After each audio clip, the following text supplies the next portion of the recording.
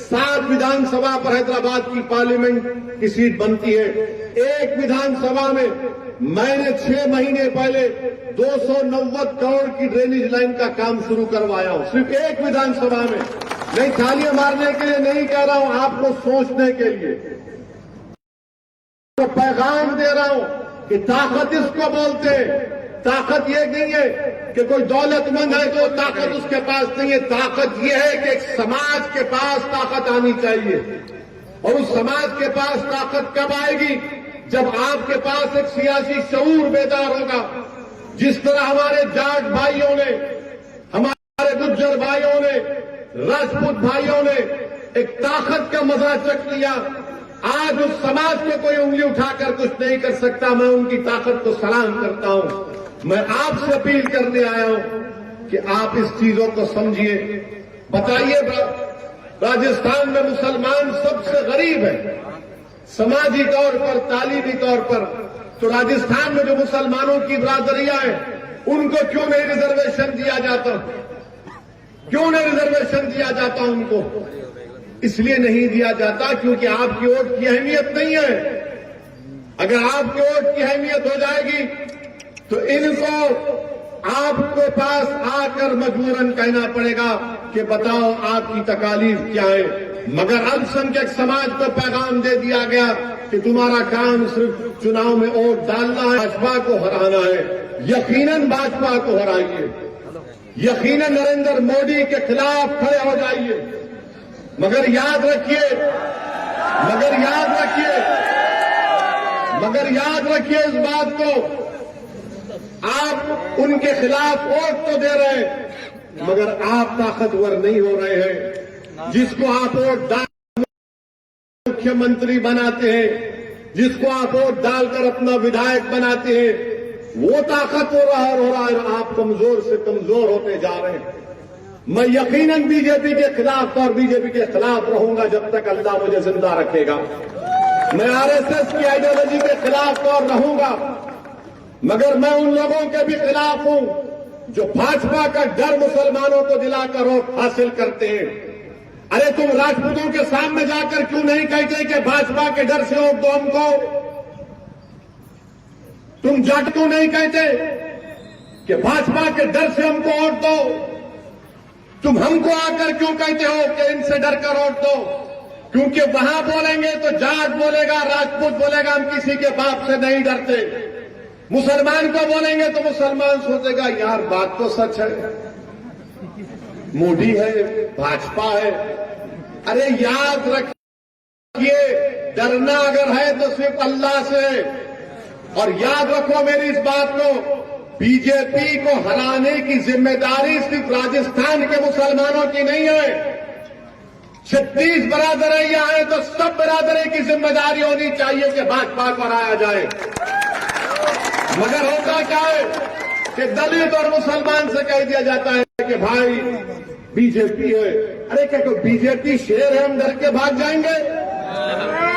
अरे बीजेपी एक सियासी पार्टी, हम ठहर कर मुकाबला हम करेंगे, मुकाबला करते हैं और करते रहेंगे। मगर इसका ये तो मतलब नहीं है कि मैं मर जाऊं, अपनी नस्लों को तबाह कर दूं और मेरी खबर के ऊपर तुम अपने ताकत के महल तामीर करते रहो। कितना कांग्रेस को आपने वोट दिया, कितना गांधी परिवार को आपने वोट दिया, कितने मुख्यमंत्री आपने बना दिए? बताओ आपको क्या हासिल हुआ सिवाय इफ्तार की दावत के, ईद मिलाद की दावत के, मुशायरे के? कुछ नहीं मिला हमको। कैरोली में फसाद हुआ, मुख्यमंत्री वहां पर नहीं जा सके, आए दिन कुछ ना कुछ होते रहता है। मैं अभी हमारे सिंधी मुसलमान भाइयों से बात कर रहा था और इंशाअल्लाह अल्लाह ने चाहा तो 1 दिसंबर को वो मुझसे कह रहे थे कि उनका कारोबार है, मवेशी है, गाय भैंस बकरी पालते हैं। जब कभी सामान ले जाते हैं, ये तमाम जानवर लेकर जाते हैं तो रात में या किसी मुकाम पर संग परिवार के लोग इनको रोककर मारते हैं, पीटते हैं, कोई पूछने वाला नहीं है। वो मुझे बता रहे थे कि हाईवे उनके इलाके से निकाली गई है, भारत माला उसका नाम है, भारत माला उसका नाम है। केंद्र सरकार कह रही है कि पर स्क्वायर फीट कीमत उनको मिलनी चाहिए 256 रुपये। और राजस्थान की कांग्रेस सरकार क्या दे रही है मालूम आपको? 2.60 रुपये। 256 रुपये केंद्र सरकार ने रेट लगाया और ये लोग 2.60 दे रहे हैं और बुलडोजर लगाकर उनके घर को भी तोड़ दिया। मेरे अजीज दोस्तों और बुजुर्गों, मायूस होने के लिए नहीं कह रहा हूं, ये नाइंसाफी की दास्तानें आपके सामने रख रहा हूं ताकि आपको उठकर एक अच्छा फैसला लेना है। यकीनन हराएंगे हम बीजेपी को। क्या हम तेलंगाना में बीजेपी को नहीं हरा रहे हैं? मेरी पार्लियामेंट कॉन्स्टिट्यूंसी में अमित शाह 2 घंटे तक फिरे। उत्तर प्रदेश से बाबा को लेकर आए, वो 4 घंटे फिरे। किसी और को लेकर आए, वो भी फिरा। हमने कहा फिरो, तफरी करो, 4 मीनार की जितनी बुलंदी है इंशाअल्लाह ताला इतनी मोहब्बत अल्लाह ने हैदराबाद के वाम में मंजिल की डाली है। इनको कुछ नहीं कर सके वहां पर, मगर हम काम भी करते हैं। ऐसा नहीं है कि सिर्फ भाषण दे के भाग जाते हैं, काम भी करते हैं। वो मिजाज आपको यहां पर पैदा करना पड़ेगा। इसीलिए हमने एक समाज सेवक जमील को हमारी पार्टी का कन्वीनर बनाया है।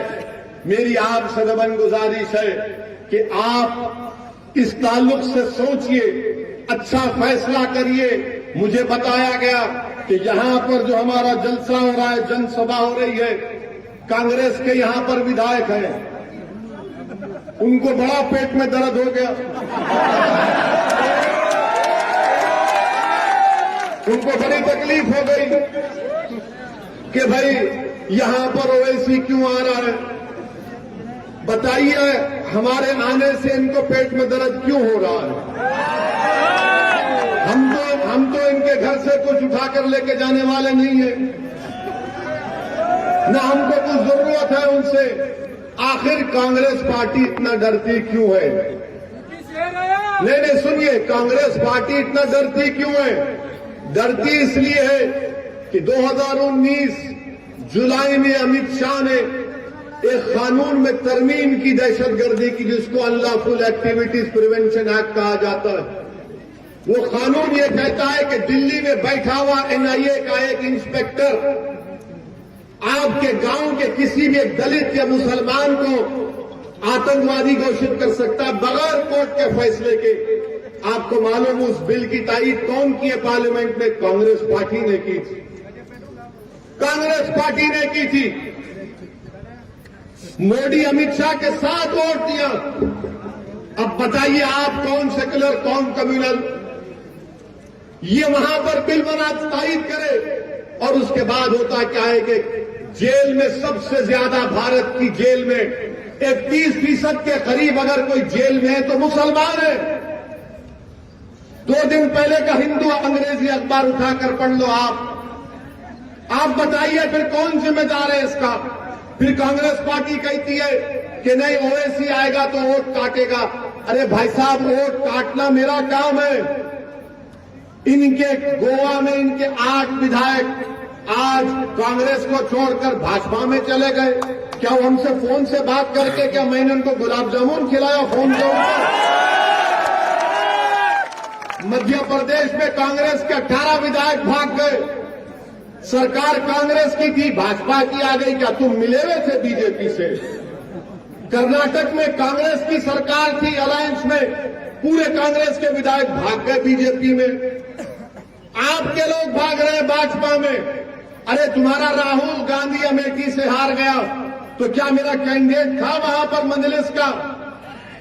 वहां पर वो हार गए तो कैसे हारे? क्या राहुल गांधी ने कहा कि अमेठी के हिंदुओं ने मुझे वोट नहीं दिया इसलिए मैं हार गया? नहीं बोलेगा वो। मगर जब अल्पसंख्यक समाज और दलितों के पास आएंगे तो हमको डराने की बात करते हैं। क्यों डराते हैं? क्या हम उनके गुलाम हैं?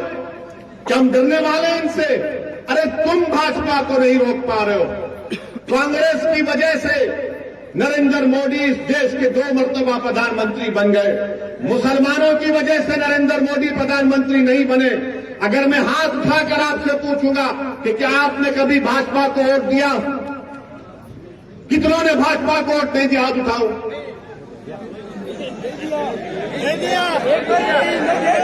देंगे कभी वोट आप? तो फिर कैसे सोचो आप? मैं आपके सवाल आपके दरमियान में छोड़कर जा रहा हूं। 2019 के पार्लियामेंट के चुनाव में यहां से आपका एमपी कांग्रेस का है या भाजपा का है? यहां का एमपी कौन है? भाजपा का है ना? भाजपा का एमपी है यहां से, है ना? आप जिताए उसको? आप वोट दिया उसको? फिर कौन वोट दिया उसको? आसमान से तो लोग नहीं आए होंगे, जमीन से तो निकल कर नहीं आए होंगे। यही कांग्रेसियों ने उसको वोट देकर जिताया, यही कांग्रेसियों ने उसको वोट दिया। अरे 4 साल पहले विधानसभा के चुनाव हुए, आप सत्ता में आ गए, 3 महीने के बाद पार्लियामेंट का इलेक्शन हुआ तो पूरे के पूरे भाजपा वाले जीत गए। हम थे यहां पर, अब बोल रहे नहीं ओवैसी आया है, वोट काटेगा, फुला काटेगा। अरे मुझसे इतनी तकलीफ क्यों है तुमको? मैं सच्चाई को बयान कर रहा हूं मेरे अजीज दोस्तों और बुजुर्गों। आपको इस पर गौर करके मेरी आपसे दर्दमंदाना अपील है कि आप मजलिस-ए-इत्तेहाद-उल-मुस्लिमीन का साथ दीजिए। मैं किसी समुदाय के, किसी मजहब के खिलाफ न था न कभी रहूंगा इंशाअल्लाह ताला। हाँ, मुझे फख्र इस बात का है कि मुसलमान हूं मैं, और मुझे फख्र इस बात का रहेगा कि मैं भारत का अव्वल दर्जे का शहरी हूं। मगर ये मुझसे कोई आकर नहीं कह सकता कि तुम सिर्फ वोट डालने का काम करो।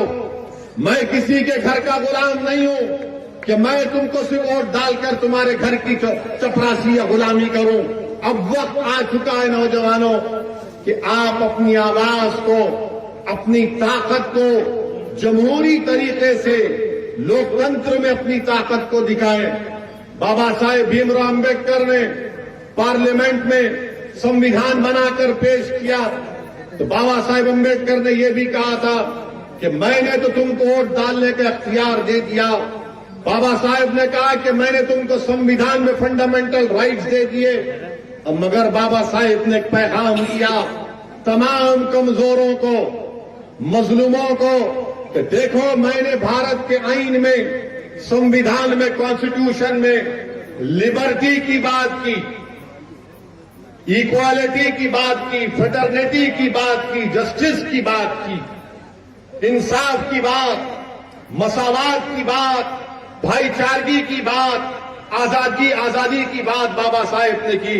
और बाबा साहेब ने कहा कि अगर इसको हासिल करना है, तुमको मसावात हासिल करना है, इंसाफ हासिल करना है, भाईचारगी हासिल करना है तो सियासी ताकत बनो। अगर आप सियासी ताकत नहीं बनेंगे तो बताओ आज से 20 साल के बाद ये जो मासूम 9-10 साल के बच्चे, क्या तुम उनकी आंख में आंख डालकर बोल सकोगे कि हमने तुम्हारे मुस्तकबिल को अच्छा बनाकर छोड़ा? असदुद्दीन ओवैसी, जमील आज अगर आपके इलाके में आए हैं, अल्लाह बेहतर जानता है कि हम अपनी शोहरत के लिए नहीं आए हैं। ये लड़ाई मुस्तकबिल की लड़ाई है, ये लड़ाई आने वाले नस्लों की लड़ाई है, ताकि वो तकालीफ जो आप और हमने अपनी जवानी में सहे हैं, वो ये नस्ल को तकालीफ का सामना ना करना पड़े। मेरे अजीज दोस्तों और बुजुर्गों, आप जानते हैं कि राजस्थान में महंगाई, पूरे देश में राजस्थान में महंगाई अपनी उरूज पर है। पेट्रोल डीजल की कीमतें आसमानों को छू रही हैं। नौजवानों का बेरोजगारी उनका मुकद्दर अशोक गहलोत की सरकार और भाजपा की मोदी सरकार ने बनाकर रख दिया। आप बताइए कि मोदी ने जीएसटी के नाम पर पेंसिल के ऊपर भी जीएसटी लगा दिया। पेंसिल के ऊपर, माने वो जो मासूम बच्चा स्कूल को जाएगा, A for apple, B for ball लिखेगा, तो पेंसिल के ऊपर देश के प्रधानमंत्री ने उस पर भी जीएसटी लगा दी। शमशान घाट नया बनाएंगे, उस पर भी जीएसटी है। यानी जिंदा रहे तो भी जीएसटी, मरे तो भी जीएसटी। बच्चा स्कूल को जाएगा तो जीएसटी, चावल का पैकेट खोला जीएसटी, दाल का पैकेट खोला जीएसटी, तेल का डब्बा खोला जीएसटी। भारत के प्रधानमंत्री आपका नाम जीएसटी रख देना चाहिए। आप कुछ छोड़ ही नहीं रहे, अब सिर्फ सांस लेना बाकी है। हो सकता है कि भारत को विश्व गुरु बनाने के लिए देश के प्रधानमंत्री, उनकी पार्टी बोलेगी कि आप सांस ले रहे हैं राजस्थान में, तो उस पर भी जीएसटी लगा दें। आप बताइए क्या देश का हाल करके रख दिए। बेरोजगारी इतनी बढ़ चुकी है कि पूरी दुनिया में, पूरी विश्व में अगर कोई नौजवान बेरोजगार है, सबसे ज्यादा तो भारत में है। जब वो नौजवान रोजी पूछता है तो उससे कहते हैं कि तू लज्जा गौरक्षक बन जा। जो पूछता तनख्वाह नहीं मिल रही तो कहते हैं पीलू खान को तो मार दे। बताइए आप फिर देश को किस राह पर भारत के प्रधानमंत्री और भाजपा लेकर जा रही है। मदरसों का सर्वे होता है, अरे क्या मिलेगा मदरसों में आपको, सिवाय कुरान के हदीस के कुछ नहीं मिलने वाला है मदरसे में आपको। अगर आप भी पढ़ लेंगे तो आप भी हिदायत याफ्ता हो जाएंगे। मगर मदरसों का सर्वे कराएंगे, बुलडोजर चलाएंगे। आसाम में मदरसों को भाजपा तोड़ रही है, क्या कहकर के आतंकवादी लोगों से इनका ताल्लुक था। अरे अगर किसी पढ़ाने वाले का आतंकवादी से ताल्लुक था तो मदरसा क्यों तोड़ा तुमने? मदरसा क्यों तोड़ा तुमने? मदरसे को तोड़ते हैं। मेरे अजीज दोस्तों और बुजुर्गों, आप जानते हैं इस बात को कि ट्रिपल तलाक का मसला आया, सबसे ज्यादा ट्रिपल तलाक का दलाइल के साथ अगर पार्लियामेंट में खड़े होकर किसी ने उसकी मुखालिफत की तो उसका नाम मजलिस इत्तेहादुल मुस्लिमीन था। क्या ये कांग्रेस और ये सब लोग कुछ बोले? कुछ नहीं बोल सकते।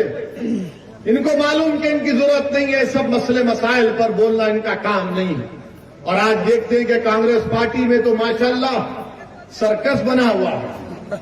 राजस्थान में कांग्रेस पार्टी सर्कस का मंजर पेश कर रही है।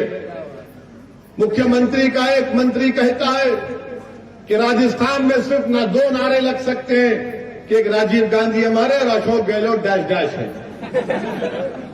क्या बात है, अशोक गहलोत मुर्दाबाद बोलना क्या गुनाह होगा? अरे जब हम खड़े होकर नरेंद्र मोदी मुर्दाबाद बोल सकते हैं तो अशोक गहलोत मुर्दाबाद भी बोलेंगे। क्या करना है करके दिखाओ तुम। मैं बोला हूं, दिखाओ क्या करोगे। इनके कांग्रेस के जनसभा में चप्पल जूते फेंके जा रहे हैं। हमारी जनसभा नहीं हो सकती मगर तुम्हारी जनसभा में चप्पल जूते फेंके जाएंगे। कोई इनका मंत्री कहता है कि जब मेरा एक दिन आएगा मैं उसको सबको खत्म कर दूंगा। तो ये कांग्रेस पार्टी में माशाल्लाह दबाकर अंदरूनी कुश्ती चल रही है। बीजेपी में भी चल रहा है मामला दबा के। महारानी कह रही कि मैं मुख्यमंत्री बनूंगी, अमित शाह उनको देखते भी नहीं है पलट के। अब हमारे आज के भाषण के बाद तो भाजपा कांग्रेसी बैठकर बोलेंगे कि बेटा आज चाय पी लेंगे, दोनों चाय पीकर बोलेंगे कि इसको कैसा रोकेंगे अब, क्योंकि ये अंदर की बातें जनता के सामने रख दे रहा है हमारी। मेरे अजीज दोस्तों और बुजुर्गों, आप देखेंगे कि अभी आप टीवी पर आया कि मोदी जी ने चीता लाया है भारत में। माने चीता लाया है, उसको छोड़ेंगे भारत में। अरे भाई साहब, मोदी जी से जब चीन के बारे में पूछा जाएगा तो चीता की ज्यादा रफ्तार में मोदी जी भाग जाएंगे। जब मोदी जी से पूछा जाएगा देश के युवाओं की नौकरी कहां गई, मोदी जी चीता को भी पीछे छोड़ देंगे। कि हमारी जमीन पर चीन की फौज कब्जा करके बैठी है। 50,000 हमारी फौज चीन की फौज ने आंखों में आंखें डाल रही है डेप्सांग और डेमचाक में, मगर वहां पर कोई बात ही नहीं करेंगे। अरे भाजपा वालों, ये कैसा तुम्हारा राष्ट्रवाद है कि तुम चीन का नाम लेने से डरते हो और हम दिख जाते हैं ये जिम्मेदार है, ये जिम्मेदार है। चीन जिम्मेदार नहीं है, मगर चीन के बारे में कुछ नहीं कह रहे। और हो सकता है कि देश के प्रधानमंत्री अब समरखंड जा रहे हैं। एससीओ के समिट में हो सकता है कि शी जिनपिंग से गले भी मिल रहे। क्या फर्क पड़ता है? मगर मेरे अजीज दोस्तों और बुजुर्गों, मेरी आपसे अदबन गुजारिश है कि आप एक सियासी ताकत बनकर उभरिए। जब तक आप अपने वोट हासिल नहीं करेंगे, और मैं आपसे वादा कर रहा हूं कि अगर आप मुत्तहिद हो जाएंगे तो 36 बरादरी के लोग भी आपके साथ आ जाएंगे। मगर आप मुत्तहिद होना ये शर्त अव्वल है। अगर आप मुत्तहिद हो जाएंगे, हमारे दलित भाई हमारे साथ खड़े होंगे। आप बताइए कि कौन सी दुनिया में भारत है?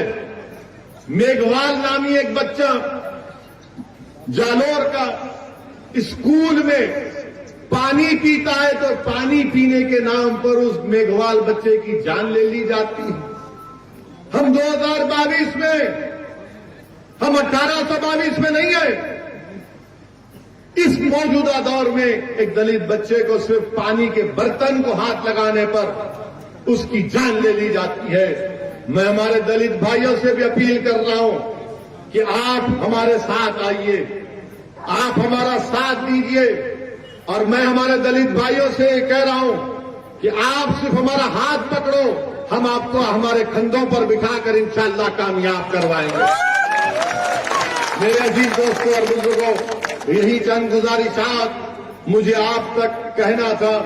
मैं शुक्रगुजार हूं कि आप लोग यहां पर आए, इतनी रात गए, आप यहां पर ठहरे रहे। और मैं आपसे वादा कर रहा हूं कि इंशाअल्लाह ताला मैं पहली मर्तबा यहां पर आया हूं। अल्लाह ने चाहा तो बार बार मैं आपके दरमियान में आता रहूंगा। मैं बार बार आपके दरमियान में आता रहूंगा। अल्लाह सुब्हानहू तआला जब तक मुझे सेहत और हयात देगा, मेरी जिंदगी का मकसद एक ही है कि भारत अगर ताकतवर बनना है, भारत अगर सुपर पावर बनना है, तो भारत के वंचित समाज को, अल्पसंख्यक समाज को उनका हक मिलना चाहिए। कोई भी देश मुसलमानों को दबाकर, मुसलमानों का हक नहीं देकर कोई देश सुपर पावर नहीं बन सकता। अगर भारत को सुपर पावर बनना है, जो मेरा भी ख्वाब है, तो भारत की कुर्सियों पर बैठने वाले लोगों से हम कह रहे हैं कि तुमको अल्पसंख्यक समाज से, दलितों से इंसाफ करना पड़ेगा। याद रखो मेरे भाई, इस बात को याद रखो। मैं ये बात कहकर अपनी तकरीर को खत्म कर दूंगा कि जब बाबा साहिब अम्बेडकर से पूछा गया कि क्या पार्लियामेंट में रिजर्व सीट से दलित जीतकर संसद में नहीं जाता, तो बाबा साहिब ने कहा कि हां, वो जीतकर जरूर जाते हैं। मगर बाबा साहिब ने मीडिया के लोगों को जवाब दिया कि तुम जानते हो कि वो दलित जब जीत कर जाता है पार्लियामेंट में, वो अपना मुंह कब खोलता है। तो मीडिया के लोग अंबेडकर को देखकर ताज्जुब से देख रहे थे कि बाबा साहिब क्या कह रहे हैं। तो बाबा साहिब ने कहा कि हां, जीत कर तो जरूर जाती हैं, मगर अपना मुंह उस वक्त खोलते जब उनको अंगड़ाई लेना है। तो ये जो 9 जीत कर गए, करौली में फसाद हुआ, हिम्मत थी उनकी करौली जाने की। पूछो उन लोगों से जिनकी दुकानें चली, उनको पूछो कि आप हैदराबाद से किसने उनकी मदद की थी। वो जवाब देंगे कि असदुद्दीन ओवैसी के लोगों ने हमसे रब्ता किया था, कांटेक्ट किया था। मेरे अजीज दोस्तों और बुजुर्गों, मुत्तहिद रहिए। मेरी आपसे फिर से अपील है कि मजलिस का साथ दीजिए। बुजुर्गों से मेरी दरमंदाना अपील है कि आप हमारी सरपरस्ती करिए, हमारा हाथ पकड़कर हमको रास्ता दिखाइए। अगर हम गलती करते तो हमारी तंबीह कीजिए। हमारी मां और बहनों से मेरी अपील है कि आप हमारे लिए दुआ फरमाइए। नौजवानों, तुम्हारे जोश और वलवले को एक नई राह दिखाना। तुम्हारा जोश और वलवला सिर्फ नारों में ना बह जाए, तुम्हारी जवानी सिर्फ जिंदाबाद और मुर्दाबाद में जाए ना हो जाए। नौजवानों, तुम्हारी जवानी जेलों में ना बर्बाद हो जाए। ये लड़ाई हम तुम्हारे लिए लड़ रहे हैं। नौजवानों, आओ मजलिस का साथ दो। हमारे बुजुर्गों ने बरसों इन तमाम सियासी पार्टियों का साथ किया, मगर फायदा नहीं हुआ, नुकसान ही हुआ। मैं आपसे वादा कर रहा हूं, आप नेता बनिए। मैं राजस्थान को इसलिए नहीं आया हूं कि मैं नेता बनूं।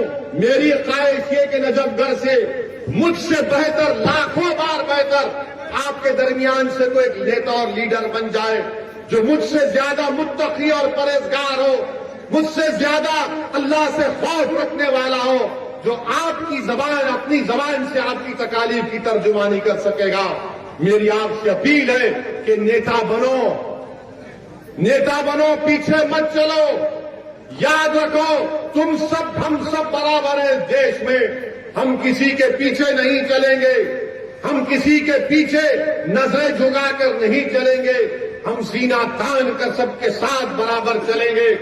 यही हमारी लड़ाई का मकसद है। मेरी आपसे गुजारिश है कि आप मजलिस का साथ दीजिए। आप तमाम का फिर से शुक्रिया अदा करता हूं।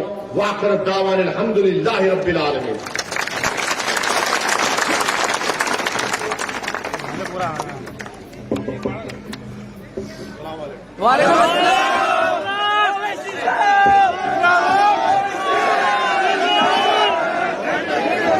देखो देखो कौन आया, देखो देखो कौन आया। असदुद्दीन ओवैसी, बैरिस्टर असदुद्दीन ओवैसी, सदर असदुद्दीन ओवैसी।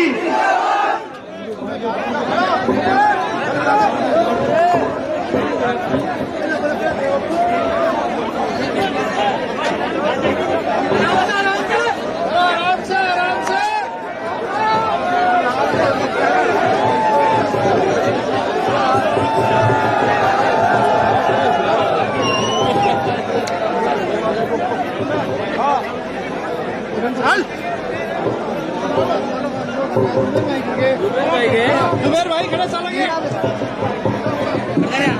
सेल्फी निकालो।